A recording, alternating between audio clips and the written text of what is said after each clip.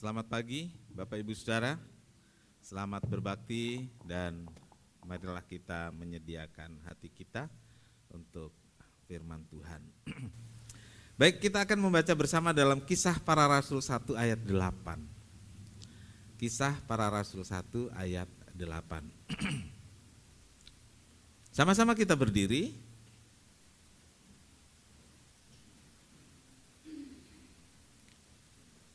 Kita akan baca sama-sama dari alamatnya mulai.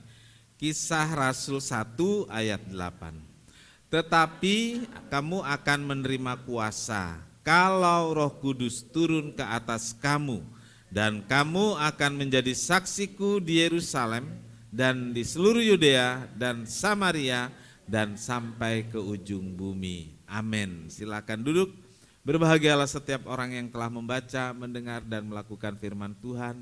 Tuhan Yesus memberkati. Haleluya. Bapak Ibu Saudara, minggu lalu kita ibadah pencurahan Roh Kudus dan lanjut dengan apa sih pesan Tuhan terhadap gereja, terhadap murid-murid dan kita orang-orang percaya. Pesan Tuhan sebelum kenaikan sangat jelas, yaitu Dia akan mengirimkan Roh Kudus. Amin. Sebelum dia naik ke sorga, dia pesan, tunggulah di Yerusalem sampai aku memberikan kuasa dari tempat yang maha tinggi. Yang kedua pesannya apa? Yang kita baca ini, Kisah Rasul 1 ayat 8. Tetapi kamu akan menerima kuasa kalau Roh Kudus turun, dan sesudah itu apa saudaraku? Kamu akan menjadi saksiku. Kamu akan menjadi saksiku di seluruh Yudea, Samaria, dan sampai ke ujung bumi. Saudaraku, ini pesan Tuhan. Apa sih yang kita saksikan? Yang kita saksikan adalah tentang Kristus. Kristus Tuhan. Yesus yang mati di salib. Itu yang kita saksikan. Yesus yang dikuburkan dan bangkit, itu kita saksikan. Yesus yang naik ke sorga dan mengirimkan Roh Kudus untuk kita, orang-orang percaya, itu yang kita saksikan. Yang kita saksikan, yang kita ceritakan adalah soal Yesus dengan segala yang dilakukannya. Saudaraku, setelah janji Roh Kudus turun, digenapi, dan murid-murid langsung bergerak dan bergerak. Mereka menjadi saksi, memberitakan Injil. Semua murid melaksanakannya dengan penuh keberanian. Saudaraku, bagaimana kita lihat Petrus yang begitu penakut. Ya. Saudaraku, penakut ditanya oleh seorang hamba perempuan saja nggak berani berterus terang, ya. Takut. Ya. Dan Petrus ini di poin itu bukan hanya takut, tapi dia tergolong penakut, ya, tergolong penakut. Jadi penakut itu satu situasi yang membuat dia takut. Rasa takutnya itu terwujud di sana. Nah, saudaraku, kalau di ruangan ini saudara bisa punya rasa takut, tapi nggak ketahuan siapa yang penakut. Kapan ketahuannya seorang itu penakut? Ya, waktu suruh ngambil gitar ke atas, nggak berani. Nah, itu namanya penakut, gitu. Tapi rasa takut semua punya nggak? Punya, kita semua punya rasa takut di sini. Tapi waktu suruh ke belakang, pas mati lampu, nggak berani. Sampai ada yang bilang, ih ini kan gereja. Petrus itu penakut, dia punya rasa takut dan dia juga penakut. Waktu dia menunjukkan keberaniannya itu, ini loh saudaraku, nutupin saja. Nah, seringkali kita begitu. Untuk menutupi rasa takut kita tutupin dengan seolah-olah kita pemberani. Seolah-olah kita pemberani. Oh kayak gitu nggak apa-apa, berani gua. Gitu. Ke hutan, oh berani. Apa sih yang ditakutin? Nah, itu kadang-kadang hanya nutupin. Dan Petrus seperti itu. Tapi sekarang saudaraku, ketika Roh Kudus turun, tetap punya rasa takut? Tetap. Tapi dia sekarang sudah jadi seorang pemberani. Nah ini saudaraku, kapan itu bisa terjadi? Ketika Roh Kudus, ya, ketika Roh Kudus memenuhi hidupnya. Ketika Roh Kudus diturunkan di Yerusalem dan kemudian membuat murid-murid dipenuhi dengan kuasa dari tempat yang tinggi. Sehingga ada keberanian. Ada keberanian. Perintah yang sama, kalau Roh Kudus turun kamu akan menjadi saksiku. Perintah yang sama ini, pesan yang sama ini diberikan juga kepada saudara dan saya. Amin. Diberikan kepada saudara dan saya, diberikan kepada kita semua. Perintah yang bagaimana? Menjadi saksi. Ya. Tentang apa? Saudaraku, hari ini kita akan melihat dua hal. Tentang apa? Yang pertama saudaraku, tentang memberitakan perbuatan Allah. Ini saudaraku. Jadi yang kita beritakan perbuatan Allah yang saya alami atau yang rekan kita orang lain alami. Jadi saksi itu begitu saudara yang dimaksud. Kita ngalamin perbuatan Allah. Lalu ada juga orang lain yang mengalami dan kita tahu itu. Kita saksikan. Kalau saudara kalian pernah ke pengadilan saudaraku, dipanggillah saksi kan gitu ya, saksi. Saudara-saudaraku, kita adalah orang-orang percaya yang sudah mengalami perbuatan Allah. Jadi saksi. Tadi Ibu Bintang, nanti ada yang lain juga akan bersaksi. Apa sih yang disaksikan? Tuhan sudah tolong operasi anak saya. Melihat enggak? Enggak, tapi dengar dari saya yang nganter cuma sampai di pintu operasi. Jadi saksinya gimana? Ya saya yang dorong. Sampai mana? Operasi. Di dalam ruang operasi yang jadi saksi siapa? Ya perawat dan lain-lain. Nah jadi saksinya bagaimana? Anak saya, anak kita itu ada luka operasi. Nah jadi saksinya kan seperti itu. Dan sekarang sehat. Sekarang dalam pemulihan. Saudaraku itu loh jadi saksi. Jadi saksi apa lagi? Ini yang terbesar dan ini terpenting. Jadi saksi tentang keselamatan yang dikerjakan Yesus dalam diri kita. Amin. Ya, Yesus telah menyelamatkan kita. Saudaraku, perintah menjadi saksi dalam 1 Petrus 2 ayat 9. Demikian tertulis, tetapi kamu bangsa yang terpilih, imamat yang rajani, bangsa yang kudus, umat kepunyaan Allah sendiri, supaya kamu memberitakan perbuatan yang besar dari Dia yang telah memanggil kamu keluar dari kegelapan kepada terangnya yang ajaib. Bapak Ibu Saudara, perintah untuk menjadi saksi itu sama dengan perintah amanat agung dalam Matius 28 ayat 19-20. Ditujukan kepada siapa? Kepada semua orang percaya. Jadi saksi itu bukan hanya pendeta. Bukan hanya penginjil, bukan hanya pengurus atau majelis gereja, tetapi kepada semua orang percaya. Siapa itu? Tetapi kamulah bangsa yang terpilih. Siapa bangsa yang terpilih?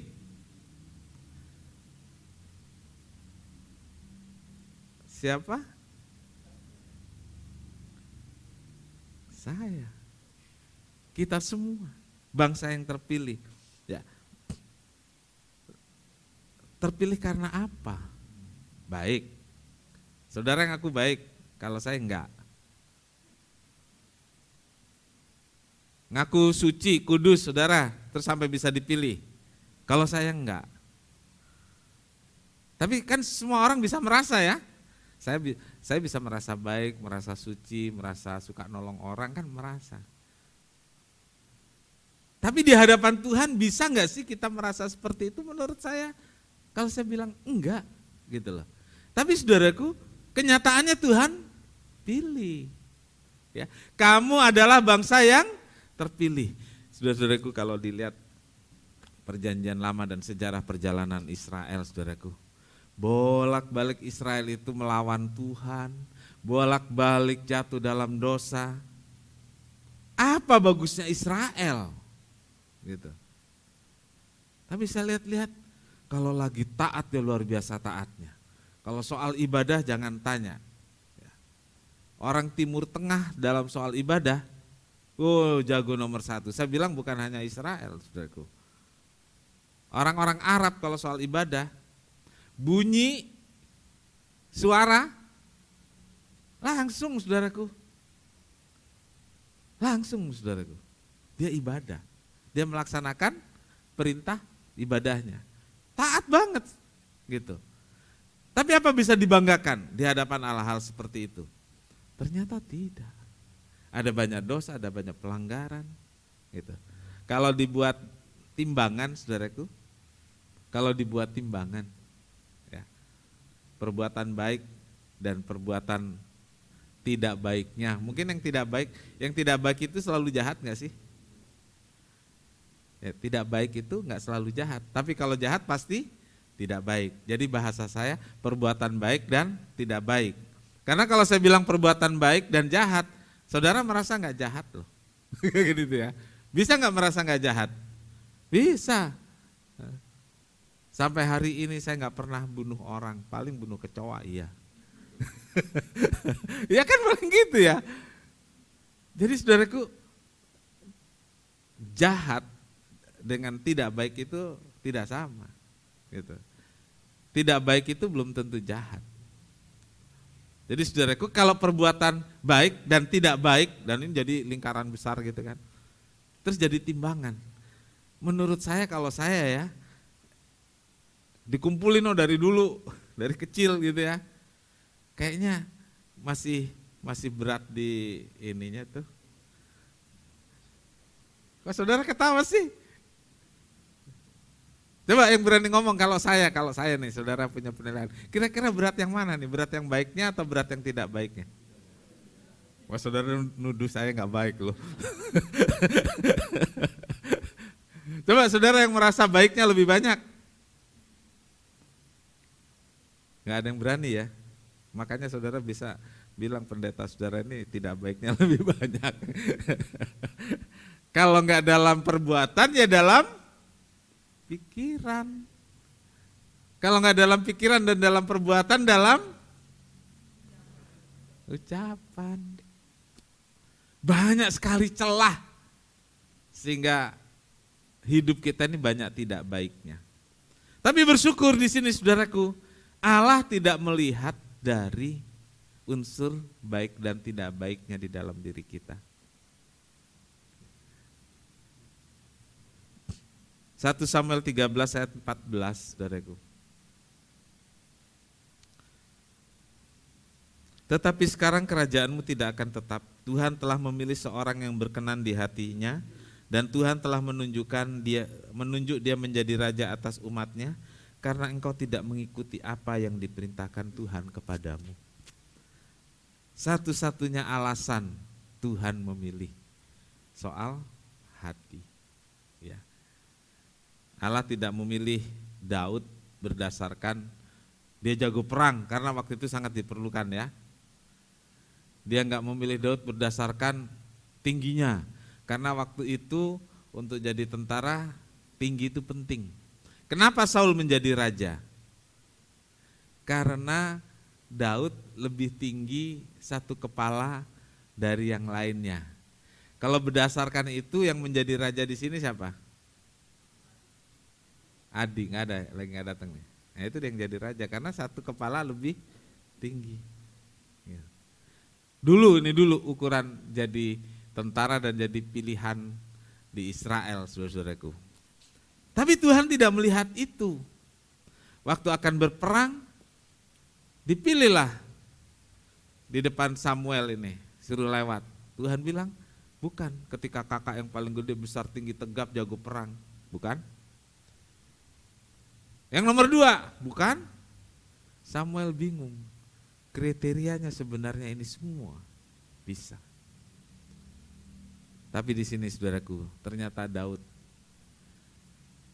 Samuel tanya ke Isai, bapaknya Daud, masih adakah anakmu yang lain? Apakah semua ini sudah? Bapaknya bilang, ada lagi gembalakan domba. Dia masih muda, masih imut-imut. Terus datanglah si Daud dipanggil. Apa dibilang? Benar-benar imut-imut. Ditulis apa? Mukanya masih kemarah-marahan. Saudara kalau umumnya ngelihat yang mukanya kemarah-marahan itu siapa? Bayi kan? Coba tuh Daud tuh digambarkan seperti itu. Masih imut-imut banget gitu saudaraku. Tapi Tuhan bilang dia yang kupilih. Kenapa? Alkitab mengatakan karena hatinya berkenan kepada Allah. Kecondongan hatinya, kecenderungan hatinya kepada Allah. Saudara-saudaraku, Daud dipilih karena hatinya dekat kepada Allah. Nah kita saudara-saudaraku dipilih. Saudara dan saya dipilih, dijadikan umat kepunyaan Allah. Dipilih untuk dijadikan miliknya. Dipilih untuk jadi saksi. Dipilih jadi milik Tuhan, jadi kepunyaan Tuhan. Dan kemudian supaya menjadi saksi Kristus. Yang kedua saudaraku, kita adalah bangsa yang telah dipanggil keluar dari dalam gelap. Ayat yang kita baca tadi saudaraku, kamu bangsa yang terpilih, kemudian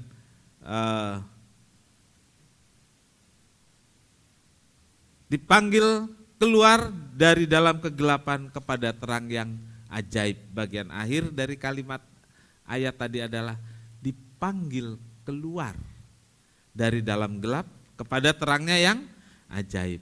Dari dalam gelap. Saya ulangi, dari dalam gelap. Sebagai manusia berdosa,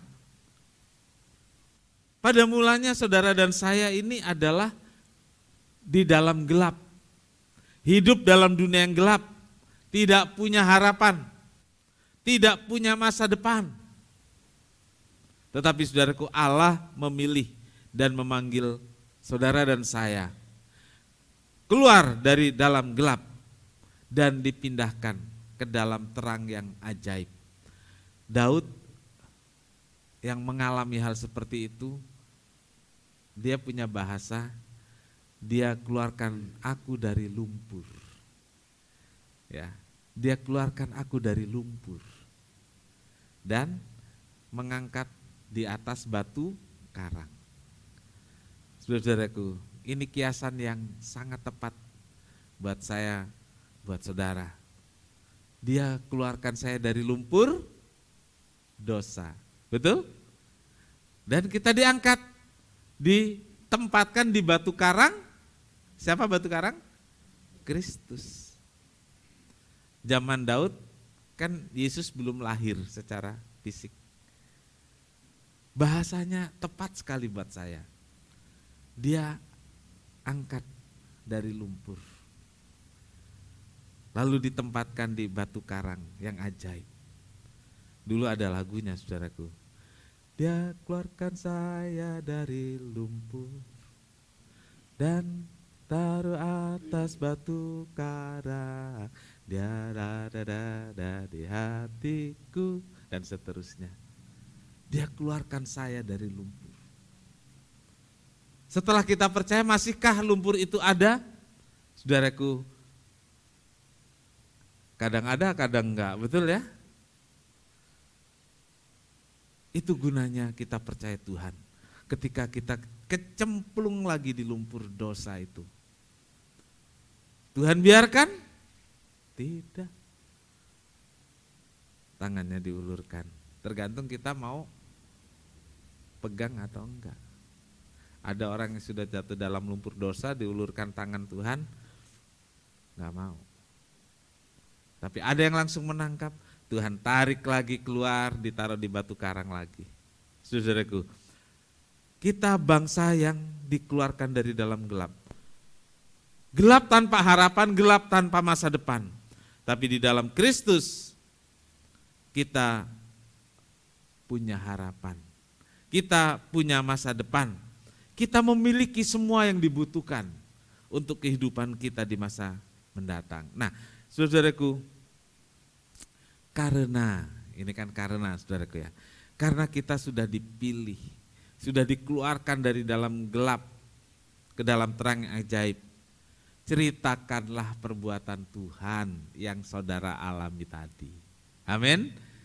Yang sudah memilih kita, yang sudah mengeluarkan kita dari lumpur, ceritakan perbuatan-perbuatan yang ajaib itu kepada keluarga dari Yudea, Samaria, sampai ke ujung bumi. Ya. Ceritakan perbuatan yang ajaib. Ini tujuan Allah memilih dan memanggil kita, yaitu menjadi alatnya dalam pemberitaan Injil. Injil kerajaan Allah, itulah yang kita saksikan. Untuk memberitakan perbuatan ajaib yang sudah dilakukan Allah kepada kita semua. Ada banyak perbuatan baik yang telah Allah lakukan bagi kita. Baik tentang keselamatan, baik tentang kesembuhan, baik tentang memelihara, pemeliharaan hidup. Saudara bisa ceritakan perbuatan-perbuatan baik itu kepada orang-orang, kepada banyak orang di dunia ini. Saudara-saudaraku, malu? Malu enggak sih?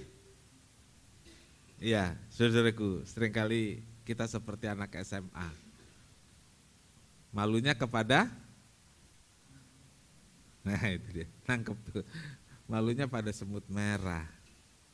Kita enggak berani, padahal si semut merah itu kan enggak tahu ini si yang duduk di situ tuh sedang ngapain. Kita merasa, saudaraku, malu. Seolah-olah dunia ini tahulah cuman segitu aja. Saudaraku, saya ingin beritahu pada saudara, tidak ada pertolongan Allah yang terlalu kecil untuk diceritakan. Amin. Cuman pilek doang. Saudara, flu doang. Saudara tahu nggak kalau flu itu bisa bikin mati orang? Saya nggak nakut-nakutin saudara. Iya loh saudaraku. Flu yang sekarang ini kan dari tahun 1918 yang dibilang flu Spanyol,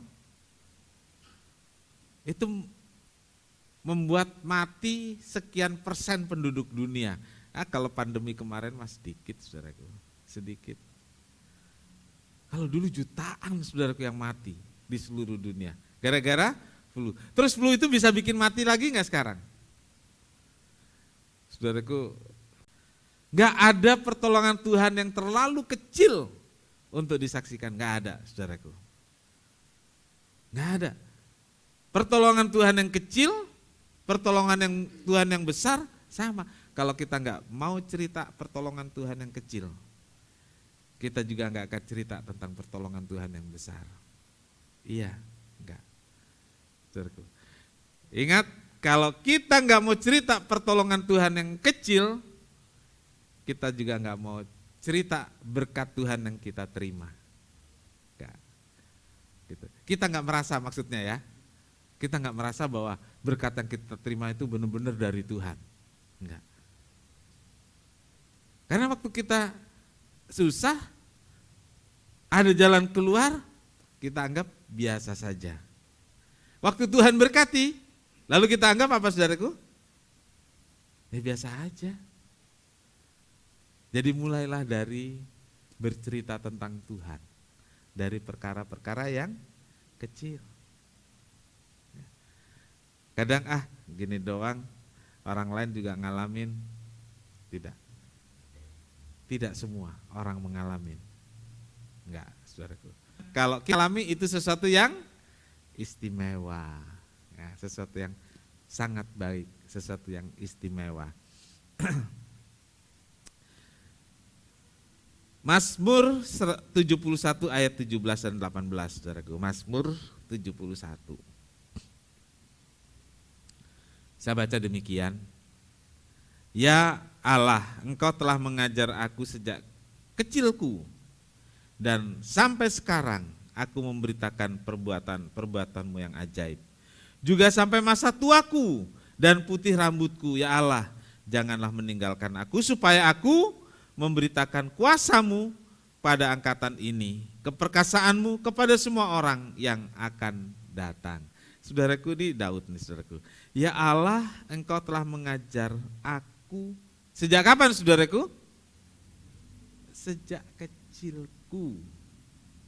Diajar apa? Diajar memberitakan perbuatan Allah. Ya, diajar memberitakan perbuatan Allah dan dia berdoa. Jadi ayat 17 itu pernyataan dari pengalaman hidup. Dan ayat 18 itu satu doa. Doanya apa saudaraku? Juga sampai masa putih rambutku. Ya. Juga sampai masa putih rambutku. Janganlah meninggalkan aku supaya. Nah ini saudaraku, aku memberitakan kuasamu, memberitakan pekerjaan-pekerjaan yang Tuhan kerjakan. Jadi saudaraku, yang kita saksikan itu bukan yang apa sih, kayak hal-hal yang sulit gitu, enggak. Ya, Tuhan enggak minta yang sulit-sulit untuk kita lakukan. Tuhan cuma minta kita cerita tentang perbuatan Allah yang kita alami. Nah, saksi dengan perbuatan itu saudaraku, saksi dari perbuatan Allah yang kita alami itu sangat efektif, gitu. Sangat manjur, ya, sangat manjur. Dari sejak lahir Daud merasa sudah diajar untuk bercerita tentang perbuatan Allah. Sejak kecil dia diajar untuk melakukan pemberitaan. Saudara, seringkali kita malu memberitakan. Malu saudaraku memberitakan cerita gitu. Apalagi di negara kita sensitif banget ya. Walaupun ada yang teriak-teriak di sosmed, kalau ada yang ngomong begini gitu, dikit lagi hilang ini, dikit lagi ditangkap ini. Iya kan gitu ya? Iya saudaraku. Melalui pertemanan, kalau orang bilang melalui kongko-kongko ya. Kan kalau sambil ngopi boleh dong cerita, saya kemarin sakit, ya. Saya kemarin sampai pusing, gak punya uang untuk ini dan itu, tapi bersyukur gitu ya. Ya Tuhan tolong saya dengan cara begini dan begitu, gitu. Tuhan menolong dengan, saya gak ngerti caranya Tuhan. Kalau teman saudara ya, dengar saudara bolak-balik cerita seperti itu, kira-kira dia pengen tahu gak sih? Dia pengen tahu kok bisa ya? Kok bisa ya Bapak, Ibu, kamu punya pengalaman begini begitu? Kan saudara nggak ngajakin dia ikut Tuhan, enggak kan? Enggak loh. Saudara nggak bisa dipenjara gara-gara mengkristenkan, enggak. Kan cuma cerita doang, apa salahnya dengan cerita? Tapi untuk cerita itu saja kita tidak punya keberanian kalau tidak ada kuasa Roh Kudus yang menolong kita. Jadi saudaraku, tetap keberanian itu berasal dari Roh Kudus. Jadi kalau saudara sampai sekarang masih belum punya keberanian untuk cerita, untuk ngobrol tentang Tuhan, saudaraku, rajin-rajinlah ke gereja, rajinlah berdoa, minta Roh Kudus jamah, minta Roh Kudus penuhi, dan beri keberanian untuk bercerita tentang Tuhan. Amin. Haleluya, puji nama Tuhan. Sehingga kecil berani cerita, Sudah besar bercerita sampai putih rambut. Ya. Sampai putih rambut karena rambut saya sudah putih. Tapi ada saudara yang nggak pernah putih rambutnya karena disemir kan ya. Nah Bapak Ibu Saudara, pagi hari ini poin pertama tentang menjadi saksi. Selesai, poin pertamanya adalah menceritakan perbuatan-perbuatan Allah yang ajaib. Menceritakan apa yang Tuhan lakukan dalam hidup saya dan saudara. Itu pun kalau nggak ada Roh Kudus, nggak bisa. Karena firman Tuhan, kamu akan jadi saksiku kalau Roh Kudus turun. Kamu akan bisa cerita, saudara akan bisa ngomong tentang yang saudara alami. Kalau Roh Kudus penuhi hidup kita, Roh Kudus turun atas hidup kita. Amin, Tuhan Yesus memberkati. Kita datang pada Tuhan. Kita sama-sama berdiri, Roh-Mu yang hidup. Roh-Mu yang hidup penuhiku, mengalir dalamku. Jiwaku tenang bersamamu dalam naunganmu. Buka hati untuk jamahanmu, berserah penuh di hadiratmu. Kau ambil alih seluruh hidupku di altarmu. Kita angkat tangan kita, Menyembah, ku buka hati. buka hati untuk jamahanmu, berserah penuh di hadiratmu. Kau ambil alih seluruh hidupku di altarmu.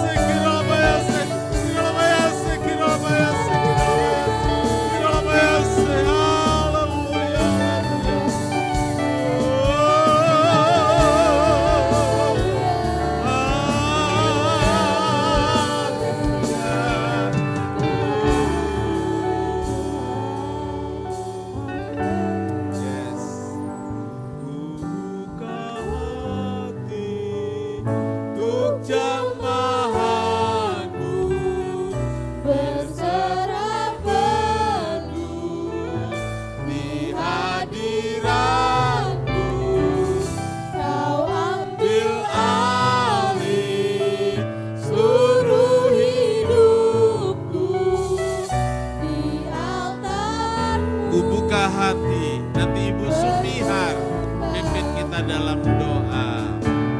Buka hati, jamah hati, berserah penuh di hadirat-Mu. Kau ambil alih seluruh hidupku di altar-Mu, menyembah-Mu di altar-Mu, menyembah-Mu di altar-Mu, menyembah-Mu. Haleluya Yesus. Bapa di dalam surga, Bapa yang baik, Bapa yang kami sembah di dalam nama Yesus Kristus, Tuhan kami yang hidup, Tuhan yang sudah menyelamatkan hidup kami. Kami bersyukur pagi hari ini Tuhan buat kebenaran firman-Mu Tuhan, yang sudah mengingatkan kami, menegur kami Tuhan Yesus. Terima kasih Tuhan buat kebenaran firman-Mu. Kami sangat membutuhkan Roh Kudus-Mu Tuhan. Engkau lawat kami, Engkau penuhi kami Tuhan, sehingga melalui Roh Kudus-Mu Tuhan, kami boleh menjadi saksi-Mu Tuhan. Tuhan, kami sangat-sangat memerlukan Roh Kudus-Mu Tuhan, sehingga kehidupan kami Tuhan boleh menjadi satu kehidupan yang memuliakan Engkau ya Tuhan. Boleh menjadi saksi-Mu Tuhan, menceritakan perbuatan-perbuatan-Mu yang ajaib dalam kehidupan kami Tuhan. Terima kasih Tuhan, meteraikan firman-Mu Tuhan dalam kehidupan kami, sehingga kami semuanya Tuhan yang hadir, orang-orang percaya boleh menjadi saksi-Mu Tuhan. Terima kasih Tuhan, terima kasih. Tuhan berkati Bapak Gembala kami yang sudah melayani kami pagi hari ini. Kami percaya Tuhan Yesus, Engkau luar biasa turun atas Bapak Gembala kami, sehingga pelayanannya Tuhan boleh semakin hari semakin ajaib, semakin indah, membawa kami jemaat-Mu Tuhan untuk lebih lagi Tuhan, untuk lebih setia di dalam mengiring Engkau ya Tuhan. Terima kasih Tuhan. Ini doa kami, terpujilah nama-Mu Tuhan. Dalam nama anak-Mu Yesus Kristus kami berdoa dan mengucap syukur. Haleluya. Amin. Silakan duduk Bapak Ibu Saudara. Pengumuman Saudara, hari Rabu kita kebaktian doa. Terus lanjut kebaktian doa. Jangan kasih kendor ya. Hadir untuk doa bersama, puasa bersama ya. Baik, kita tutup dalam doa. Kita sama-sama berdiri, mohon Tuhan memberkati kita semua. Terima kasih Bapa di sorga untuk berkat Tuhan dalam ibadah ini. Tuhan Yesus memberkati seluruh jemaat yang hadir dengan berbagai pergumulannya. Tuhan menolong sehingga jemaat yang hadir mendapat kekuatan, penghiburan, dan mendapat pertolongan dari Tuhan. Tuhan Yesus, kami berdoa buat beberapa saudara kami yang sakit baru saja menjalani operasi. Buat Novi yang saat ini dalam pemulihan, Tuhan sudah tolong jalannya operasi, memberi ketenangan dan damai sehingga semua bisa dilaluinya dengan kekuatan dari Tuhan. Juga Pak Harsono yang juga menjalani operasi, Tuhan Yesus menolong biar kuasa Tuhan memberi pemulihan dan tetap memberi dia semangat sehingga semua dilewatinya bukan dengan kekuatan sendiri tapi karena Tuhan yang menolong. Terima kasih Tuhan, terima kasih. Kami menyerahkan juga buat Theo yang walaupun sudah sebulan lebih tapi masih dalam proses pemulihan. Tuhan jamah sehingga pemulihannya bisa segera dan sehat kembali. Terima kasih Tuhan, kami bersyukur Tuhan tampur tangan dalam kehidupan kami, kehidupan jemaat, juga buat Ibu Nunung yang dalam hari-hari terakhir ini setelah sakit, Tuhan Yesus sudah menolong dan biar pemulihannya benar-benar pulih sehat kembali, biar Tuhan dimuliakan. Untuk saudara-saudara kami yang sakit, Tuhan hampiri pagi ini, Tuhan jamah mereka. Kami yakin Tuhan segera memulihkan, memberi kesehatan yang baik sehingga saudara kami bisa kembali beribadah bersama-sama dengan kami, bekerja seperti biasa dan Tuhan dipermuliakan. Terima kasih Tuhan, berkati korban persembahan anak-anak-Mu, berkati persepuluhan yang dikembalikan pada Tuhan, buka pintu sorga dengan segala berkat-berkat memenuhi pundi-pundi anak-anak-Mu, sehingga mereka merasakan bahwa Tuhan benar-benar baik dan tidak pernah meninggalkan. Mereka yang telah menyalurkan persepuluhannya melalui transfer, Tuhan juga memberkati dan menolong dengan segala hal yang baik. Terima kasih Tuhan, berkat Tuhan melimpah atas kami semua sehingga Tuhan dipermuliakan. Saudara yang kekasih, Tuhan memberkati engkau dan melindungi engkau, Tuhan menyinari engkau dengan wajah-Nya dan memberi engkau kasih karunia. Tuhan menghadapkan wajah-Nya kepadamu, memberi engkau damai sejahtera. Saudara yang kekasih, terimalah berkat dan damai sejahtera dari Allah Bapa, kasih karunia dari Tuhan Yesus, serta persekutuan Roh Kudus, serta kita semua sekarang sampai selamanya. Ini doa kami ya Tuhan, yang kami alaskan di dalam satu nama, yaitu di dalam nama Tuhan Yesus Kristus, Juru Selamat dan Penebus kami berdoa. Yang di dalam surga, namamu, datanglah kerajaan-Mu, jadilah kehendak-Mu di bumi seperti di surga. Berikanlah kami pada hari ini makanan kami yang secukupnya, dan ampunilah kami akan kesalahan kami, seperti kami juga mengampuni orang yang bersalah kepada kami. Dan janganlah membawa kami ke dalam pencobaan, tetapi lepaskanlah kami daripada yang jahat.